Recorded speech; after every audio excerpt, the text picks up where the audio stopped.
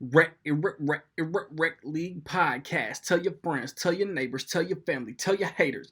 Available on Spotify and Google Podcasts, Radio, Public Breaker, and Stitcher. At Rec League Podcast on Facebook, YouTube, and Instagram. At Rec League Pod on Twitter. Episode 36 coming soon. Yo, whether you watching this from Facebook, Twitter, click the link in my Instagram or YouTube itself. What up, world? So I just watched Onward. It is the newest release from Pixar Animation. Their first ever March release, if I'm not mistaken. It stars the voices of Tom Holland, Chris Pratt, Julia Louis-Dreyfus, Octavia Spencer, Mel Rodriguez, Lena Waithe, Ali Wong, Kyle Braunheimer, and Wilmer Valderrama. It is directed by Dan Scanlon, who also did Monsters University. If you want to get a shout out in my review of, let's say, The Hunt, just to be safe, stay tuned to the end of the video to figure out how you can do that.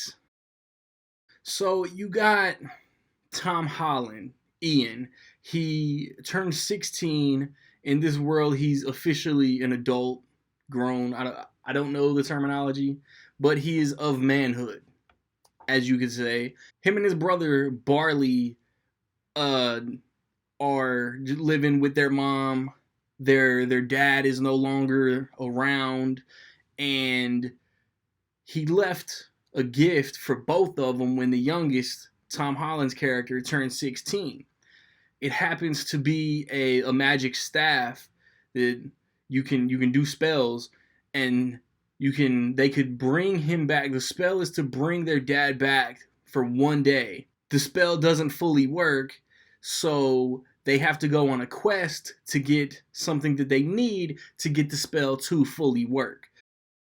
As you can see, this was in my honorable mentions, but the trailers, and then Dan Scanlon directed Monsters University. I thought Monsters University was fine, and maybe the flaw in that was comparing it to Monsters Inc., an undisputed classic, and I expected Onward to be fine. It looked fun, that's why it made my honorable mentions.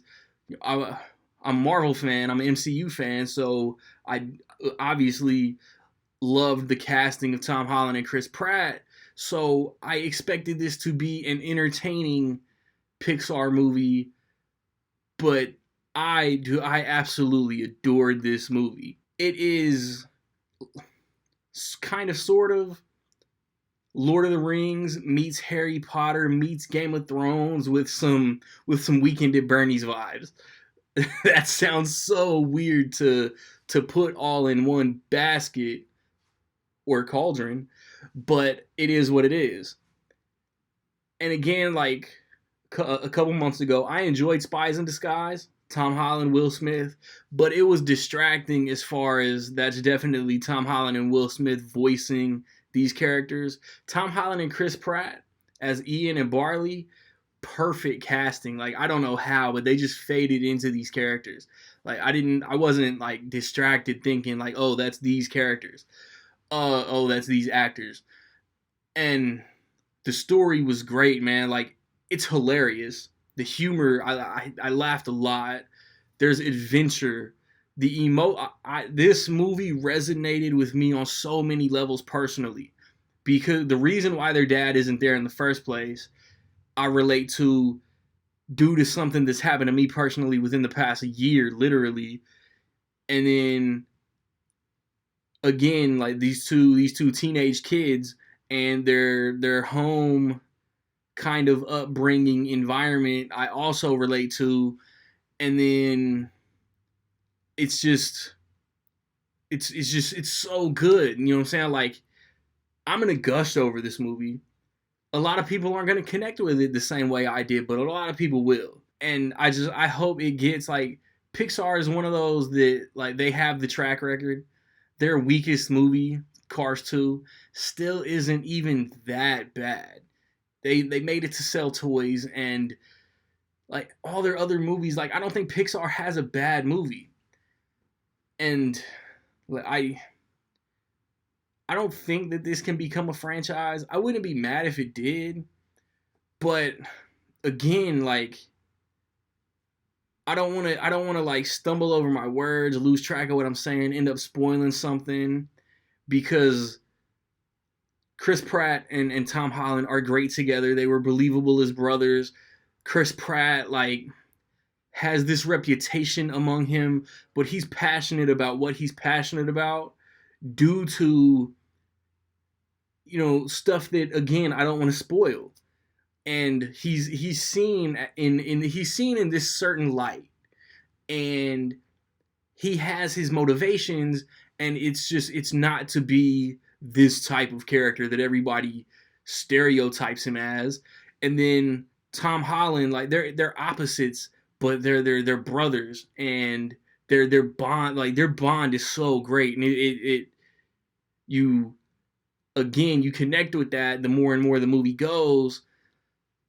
And then Julia Louis-Dreyfus is great as their mom, and she doesn't know exactly what they're getting into, but knows that she has to be there for them. Octavia Spencer is important to the story, and even her arc is great. Like she's got a few good moments. There was a narration at the beginning, and I didn't know who it was. And as the movie goes, like it just makes it even cooler. Pixar's state of the art animation. I don't want to talk about how beautiful this movie is, because when has a Pixar movie not looked great on screen? I don't know. Like the movie. I think what I'm trying to say is that the trailers made it look like a fun adventure with two brothers, and it's so much deeper than that. Like it's so much deeper than that. Like Pixar has the video game cheat code to my emotions ever since Toy Story 3. The whole past decade. I would say more times than not they got me. They got me in the feels, as the kids like to say. And this one was the worst. I'm telling you, like this movie just hit me so much on a personal level. Like I'm pulling out of the parking lot, and I broke down. Like I'm not even afraid to say it. So, and with that be like, at the same time, like I'm looking forward to Soul so much. This was an honorable mention. Soul was in my top 5 most anticipated. Like I love Pixar, and like movies like this are why, because I got way more out of what I thought was gonna be a fun movie than I expected to, man.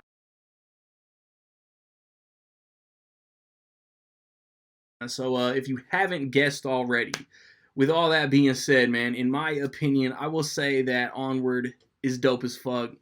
Currently my favorite movie of the year, man. Have you seen Onward? What did you think about it, man? Positive, negative, somewhere in between? Let me know. If you want that shout out in my review for The Hunt, how much will Onward make opening weekend, man? Be the first, be the closest. Get your guesses in by noon Central Time Sunday, and you get shouted. I recently posted a review for The Way Back, another really good movie. The Invisible Man review is up. Impractical Jokers, the movie. Next weekend, The Hunt, if my theater gets it, I'll go watch. Like, My Spy literally got pushed back, so that's coming out in April. And then I'm not crazy about going to see Bloodshot. Like, I don't really care about going to see Bloodshot.